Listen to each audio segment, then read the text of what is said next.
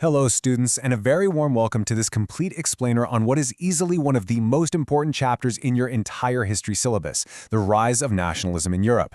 Now, I know history can sometimes feel like this heavy subject with just way too many dates and names to memorize, right? But honestly, don't worry about it. Today, we're going to break down this entire chapter step by step. Consider this your complete, exam-oriented masterclass. We'll be covering all the crucial concepts, those frequently asked board questions, and I'll even share some simple memory tricks to make sure you score full marks. Okay, let's dive right into this. Here is the syllabus for today's masterclass. We'll start with the dream of European nationalism, move through the French Revolution and Napoleon, unpack society and liberalism, tackle the Age of Revolutions, witness the unifications of Germany and Italy, and finally, look at visualizing nations before we do a quick revision. All right, starting off with Section 1, the dream of European nationalism. So, before this period, Europe wasn't a neat collection of independent countries like we see today on a map. It was a continent completely ruled by kings and vast empires. And our main protagonist in this historical story is literally the idea of a nation. Now, what's really interesting about this famous 1848 painting by French artist Frederic Sorrieu is how it perfectly captures the dream of that era. Notice the Statue of Liberty there. She's holding the torch of enlightenment in one hand, representing freedom, obviously, and the Charter of the Rights of Man in the other. And if you look closely at the ground in the front, you'll see the shattered remains of crowns and royal symbols. Sorrieu was basically visualizing a world where the immense power of absolute kings is totally broken and democratic nations are marching forward together. From that vision, you absolutely must memorize these two high-yield keywords for your one-mark exam questions. First up is absolutist. Simply put, this means a form of government where the ruler has absolute, total control. Think of a monarch with zero limits on their power. No questions asked. Second is utopian vision. This refers to a vision of a society that is just so perfect and ideal that it's highly unlikely to actually exist in reality. Sorrieu's beautiful dream of worldwide peace and democracy back in 1848, that was the ultimate utopian vision. Now, students, pay very close attention here.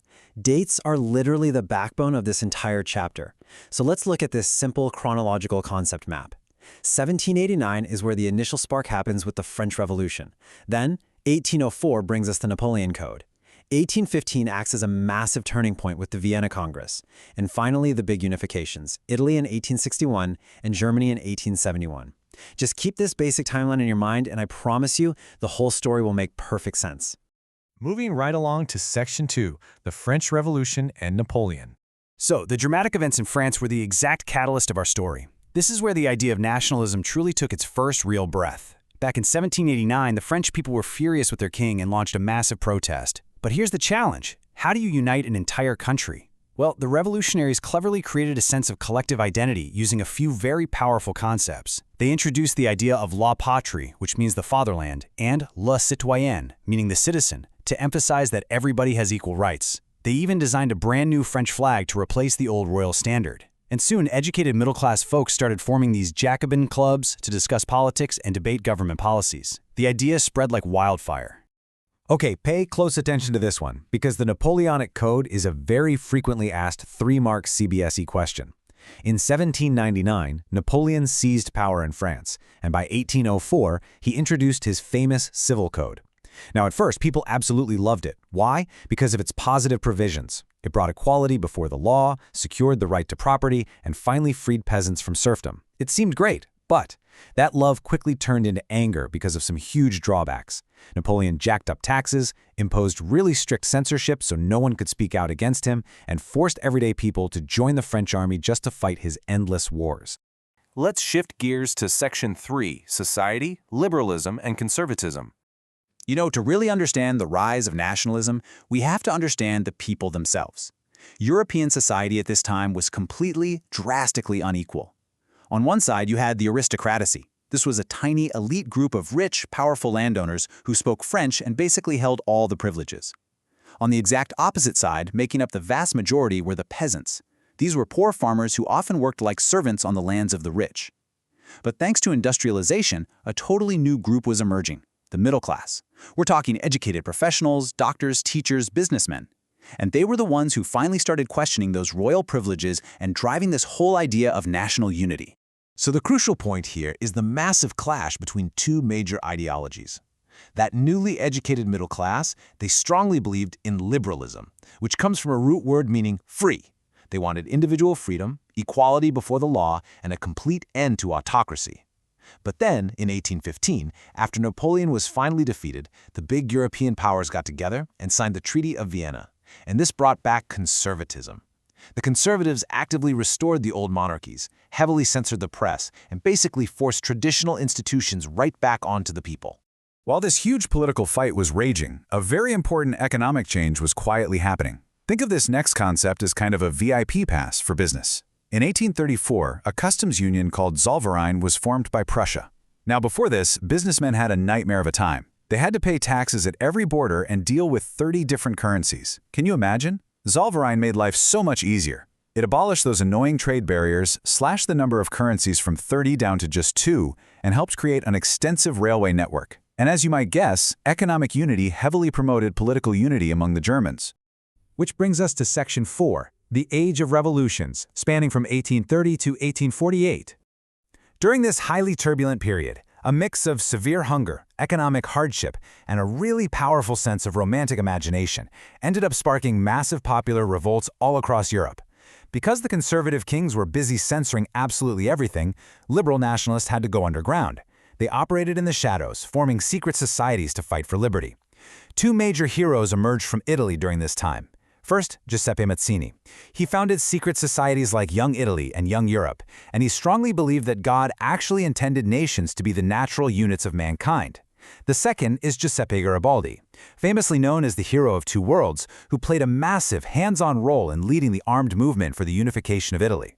But, as we know, revolutions don't always succeed immediately. In 1848, a highly significant event took place. 831 elected representatives from that educated middle class we talked about marched to the Frankfurt Parliament, which was convened in the Church of St. Paul. They worked hard and drafted a beautiful constitution for a German nation, one based on a constitutional monarchy. However, it ended in total tragedy. The King of Prussia, Friedrich Wilhelm IV, completely rejected it. He actually joined forces with other monarchs to oppose the elected assembly. Ultimately, the military was called in, and the assembly was forcefully disbanded.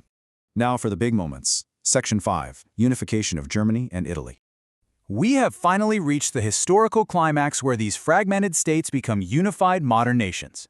Here is a very simple memory trick for the making of Italy. Just remember these 3 straightforward steps for your exams. Step 1. The ideological groundwork is laid by Giuseppe Mazzini's secret societies. Step 2. The diplomatic brains of the operation, Chief Minister Cavour, alongside the military muscle of Garibaldi, lead the movement and successfully defeat the Austrian and Spanish rulers. Step 3. The final victory happens in 1861 when Victor Emmanuel II is officially proclaimed the king of a newly united Italy. Simple, right? The making of Germany, on the other hand, is just an incredible story of brilliant, ruthless strategy. Step 1. Chief Minister Otto von Bismarck takes on the leadership. Now, he doesn't rely on democratic parliaments, he relies heavily on the powerful Prussian army and bureaucracy. Step 2. Under Bismarck's guidance, they fight 3 major wars over a span of 7 years against Austria, Denmark, and France. Prussia wins every single one of them, effectively completing the unification process. Step 3. On a bitterly cold January day in 1871, Kaiser William I of Prussia is proclaimed the head of the glorious, brand-new German Empire. Moving into our final chapter, Section 6, Visualizing Nations, the Balkans, and our quick revision. As we enter the final stretch of this masterclass, let's look at how these abstract political ideas were made real and relatable for the common man. Artists started personifying nations as female figures, which we call allegories. For instance, Marianne is the allegory of France, and her features were directly inspired by the ideals of liberty and the Republic. Then there's Germania, the fierce allegory of the German nation. Note a really important detail here for your exams. Germania wears a crown of oak leaves. Why? Because the German oak specifically stands for heroism. Sadly, this beautiful idea of nationalism eventually took a very dark turn, particularly in a region called the Balkans. This area was mostly under the control of the rapidly decaying Ottoman Empire. When the intense idea of romantic nationalism spread there, it became highly explosive. The different Balkan states became fiercely, violently jealous of one another, with each desperately wanting more territory. Naturally, major European powers saw an opportunity and jumped right in to expand their own empires. This intense rivalry and greed in the Balkans led directly to a series of wars, and eventually it was the trigger for the devastating First World War in 1914. All right, students, I want you to take a screenshot of this highly valuable revision slide right now. Seriously, snap a picture. These are the absolute top previous year questions asked by CBSE from this specific chapter. Make sure you can clearly and confidently write down the aim of the French Revolution, the pros and cons of the Napoleonic Code, the strict features of those conservative regimes after 1815, and the specific details of Marianne and Germania. Mastering these few topics will give you a massive advantage in your board exams. As we conclude our masterclass today, I want to leave you with one final provocative thought. Nationalism started as this beautiful utopian dream of freedom, equality, and ending the absolute tyranny of kings. But if the idea of a nation was truly meant to bring peace and unity, why did it ultimately mutate into imperialism and push the entirety of Europe into the devastating First World War? It's a pretty powerful reminder that history is rarely just black and white. Thank you so much for joining me in this explainer today. Keep studying smart, and I'm wishing you the absolute best for your CBSE board exams.